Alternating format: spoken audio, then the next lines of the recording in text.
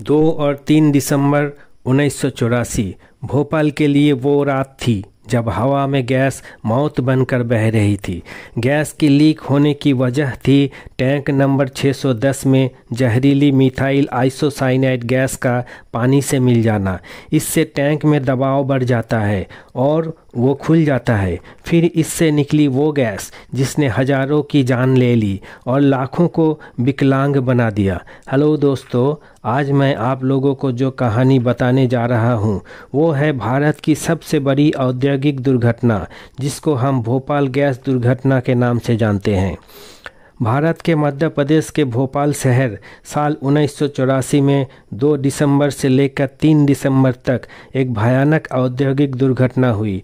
इसे भोपाल गैस कांड या भोपाल गैस त्रासदी के नाम से जाना जाता है।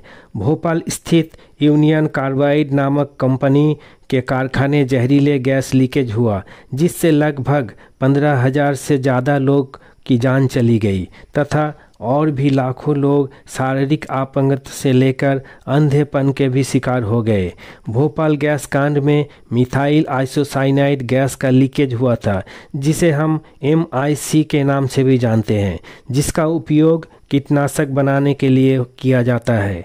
जब जांच हुई तो पता चला कि प्लांट को संचालित करने के लिए पर्याप्त कर्मचारी नहीं थे और उसमें सुरक्षा प्रक्रिया का भी खामियां थी। इस लापरवाही के कारण हुई त्रासदी का खामियाजा लोगों ने अगली पीढ़ी तक भुगता।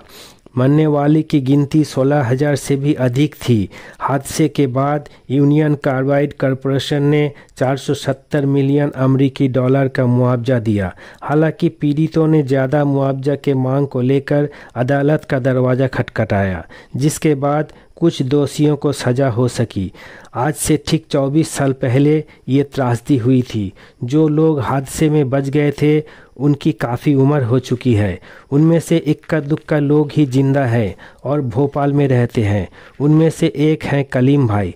BBC से बातें करते हुए उन्होंने बताया कि उस रात की याद आती है तो आज भी वो सिहर उठते हैं।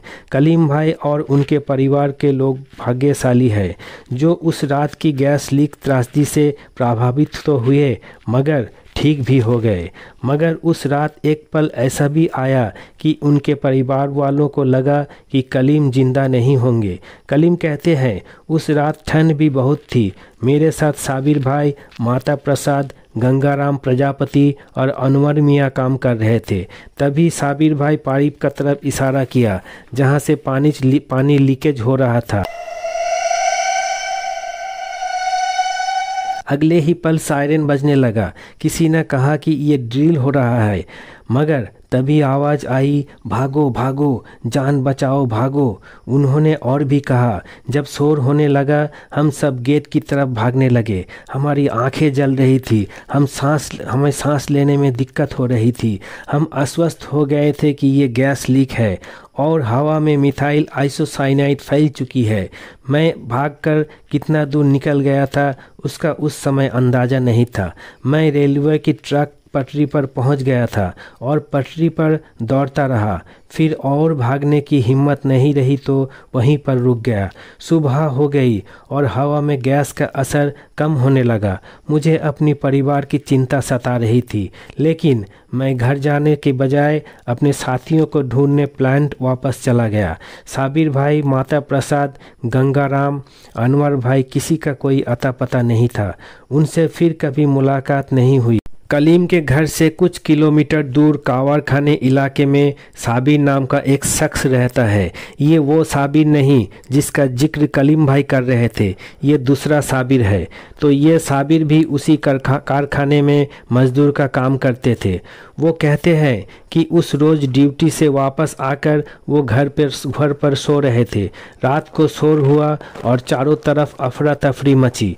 पता चला कारखाने में गैस लीक हुई है। तो मैं मुंह में कपड़ा बांधकर प्लांट की तरफ भागा साथियों की मदद करने। रास्ते में देखा चारों तरफ लाशों का ढेर पड़ा हुआ है। मैं प्लांट के अंदर जा नहीं पाया, रास्ते में ही बेहोश होकर गिर गया। इधर कारखाने के पास ही एक झुग्गी बस्ती बनी थी जहां काम की तलाश में लोग दूर दराज के गांवों में से आकर रह रहे थे। वहां कुछ लोग तो नींद में ही मौत आ गई। जब धीरे धीरे गैस घरों में घुसने लगी तो लोग घबरा कर बाहर आए, लेकिन बाहर में तो हालत और भी खराब थे। लोगों को सांस लेने में तकलीफ हो रही थी, आंखों में जलन हो रही थी। किसी ने रास्ते में ही दम तोड़ दिया तो कोई हांफते हांफते मर गए। मानो वहाँ पे उस रात कयामत की रात थी। किसी को समझ नहीं आ रहा था कि ये हो क्या रहा है। जैसे जैसे रात बीतती रही, अस्पतालों में भीड़ बढ़ती जा रही थी, लेकिन डॉक्टरों को समझ नहीं आ रहा था कि हुआ क्या है और इसका इलाज कैसे करें। उस समय किसी की आंखों में अंधेरा छा रहा था, किसी का सर चकरा रहा था और सांस लेने में दिक्कत तो सभी को हो रही थी।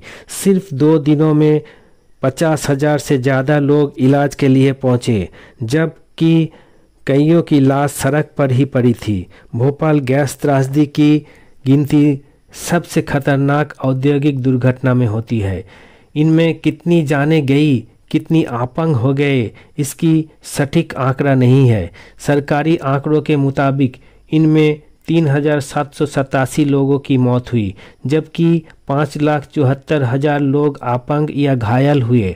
लेकिन सुप्रीम कोर्ट में पेश किए गए एक आंकड़े में बताया गया कि इस त्रासदी में 15,724 लोगों की मौत हुई। इस हादसे का मुख्य आरोपी था कंपनी का CEO वारेन एंडरसन। 6 दिसंबर को एंडरसन को गिरफ्तार भी किया गया। अगले दिन वो दिल्ली से अमेरिका चला गया और कभी भारत वापस नहीं आया। इधर गैस लीक होने के 8 घंटे बाद भोपाल को गैस मुक्त घोषणा कर दिया गया, लेकिन 40 साल बाद भी गैस दुर्घटना के जख्म नहीं भरे। तो दोस्तों, ये था भारत की सबसे बड़ी औद्योगिक दुर्घटना, जो दिखाई नहीं देने वाला मौत बन के हवा के साथ आई थी। तो आज के लिए इतना ही। कहानी अगर अच्छी लगे तो मेरे चैनल को सब्सक्राइब कीजिएगा और बेल आइकन का प्रेस कीजिएगा। धन्यवाद।